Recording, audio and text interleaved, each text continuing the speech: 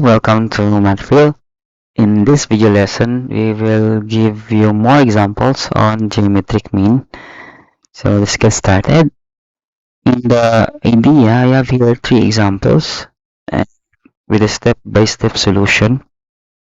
So these three examples illustrate the geometric mean to find the average of central tendencies in various contexts, including simple number pairs, investment returns, population growths.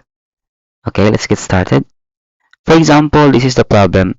Suppose you have two numbers, 4 and 16, and you have to find their geometric mean. The first step is to apply the geometric formula. So this is the geometric formula. So the geometric formula is GM equals square root of T1 times T2. And if we plug in all the values, the 4 and 16 in this T1 and T2, because this is our first term, the 4, and 16 is our second term, so that's T2. And afterwards, you have to calculate, and the result is square root of 64 is positive 8. It means that our geometric mean between 4 and 16 is 8. Okay, that's the example number 1. Let's have example number 2. You can pause for a while if you want to answer this in your own, and I will just give you the detailed answer afterwards. Okay, in the second example, calculating the geometric mean of investment returns. So basically, if you have money in your pocket and you want to invest, it is actually year by year, so they have consequences, or they are consecutive. So in the year 2023, you will invest this year, and the next year you will invest also. Suppose you invest in a financial asset with returns of 10% in a year 1 and 20% in year 2. Find the geometric mean return over these 2 years.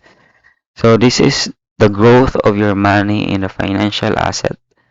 So what will happen? First, you have to convert the 10% into decimal. So here, what will happen? 10% will become 0.10 and 20% will become 0.20.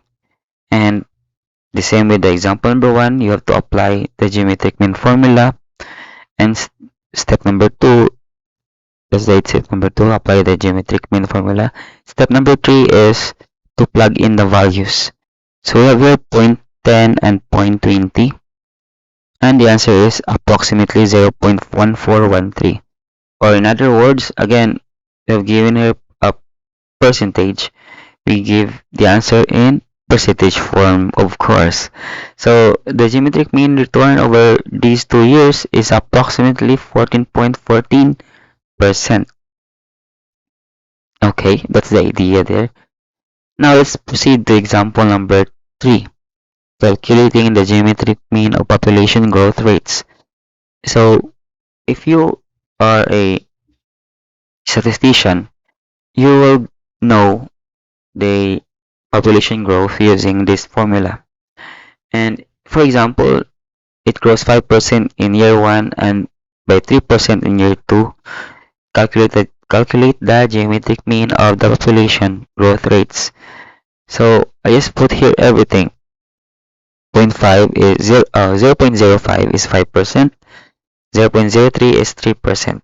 So basically, that's the idea, and the second step is to apply the formula. And the third step is to plug in the values, and the final step is to calculate, and the answer is 0.0387. So if we will convert this, the 0.0387 to percentage, so the geometric mean of population growth rates over these 2 years is approximately 3.87%. So those are the 3 examples.